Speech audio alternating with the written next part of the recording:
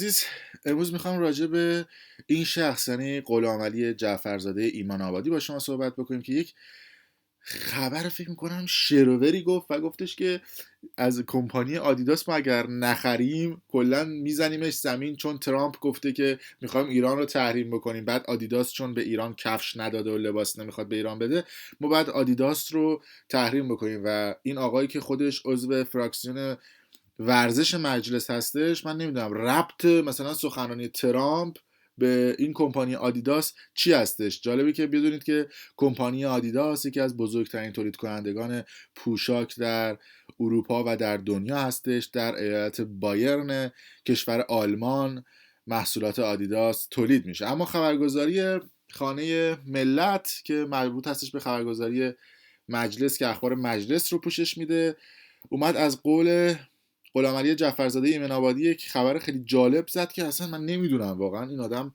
فازش چیه و یه مچگیری جالبم از این آدم میکنیم. گفته که غلامعلی جعفرزاده ایمان آبادی در گفتگو با خبرگزاری خانه ملت در واکنش به برخی اظهارات مبنی بر قطع همکاری آدیداس با تیم ملی فوتبال ایران گفت باید اقدامات لازم در دستور کار قرار گیرد. زمانی که نایک با اقدامی سخیف تیم ملی را تحریم کرد، مردم، نخبگان و چهره‌های ورزشی در کنار هم اعتراض خود را نسبت به این امر نشان دادند.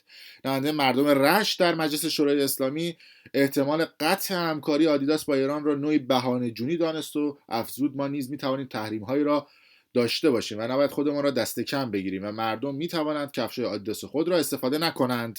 حالا چرا اینو گفته؟ ببینم بهش میگن اسکی رفتن رو خبرهای سیاسی. ما میگیم این سیاست پدر مادر نداره، همینه. وی افزود ترامپ، حالا ترامپ با آدیداس چه ربطی داره؟ داستان داره. ترامپ مطرح کرده که میخواهد فشار را بر ایران افزایش دهد، نه اینکه تحریم کند. وقتی داروهای حیاتی برای پیوند کلیه و کبد را از مردم ما دریغ میکند، نمیتوان نام آنها را جز تحریم چیز دیگری گذاشت.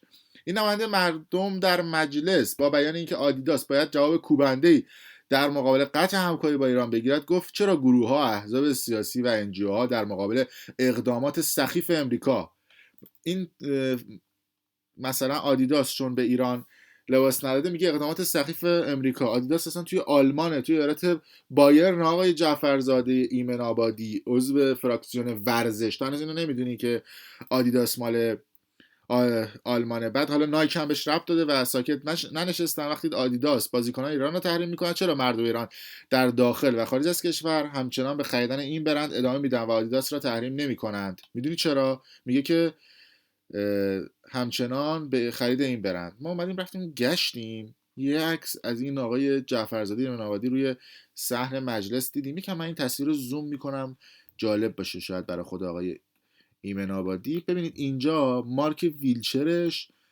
میرا هستش، یکی از بهترین برندهای آلمانی. من اومدم سرچ کردم توی سایت های آلمانی و این مارک میرا یکی از بهترین تولید کنندگان ویلچر در دنیا هستش. از این مارک خود آقای جعفرزاده دولت آبادی برای ویلچر خودش استفاده نمیکنه و یکی بعد به خود شما بگه آقای جعفرزاده دولت آبادی، شما به جای اینکه بیاید این کمپانی آدیداس رو بگید تحریم بکنیم، خودت لطف کن از ویلچرهای اونا استفاده نکن. من یه سرچی هم زدم تو اینترنت گشتم برات، خیلی ویلچرهای خوبی تو ایران تولید میشه. میتونی از این ویلچرهایی که تو ایران هستش مثلا به عنوان مثال تبلیغ هم میشه، اما من میگم شرکت مثلا ایران بهکار تو ایران دیگه ویلچر درست میکنه، یا شرکت دیگه میبره از اونها ویلچر بخره. خودت نمیری ویلچر بخری. شده قضیه این آقازادهاتون میان میرن مردم رو تحریک میکنن، میگن برید جلوی در سفارت ها بگید مرگ بر آمریکا. بعد بچهای خودتون میرن تو کشورهای امریکایی درس میخونن و الان هم جدیدن آقازادهاتون که دارن میندازنشون بیرون از اون کشور.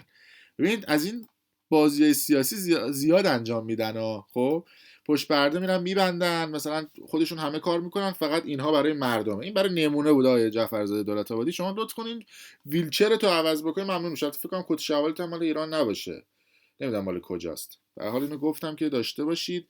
مرسی. حتما کانال یوتیوب برام پشت پرده رو سابسکرایب کنید، ویدیوها رو لایک کنید و برای دوستان خودتون به اشتراک بذارید. اگر از این چهره این آدم خوشتون نمیاد، ویدیو رو لایک کنید که بیاد بالا، مردم بشناسن این افراد رو. خودشون از ویلچرهای آلمانی استفاده میکنن.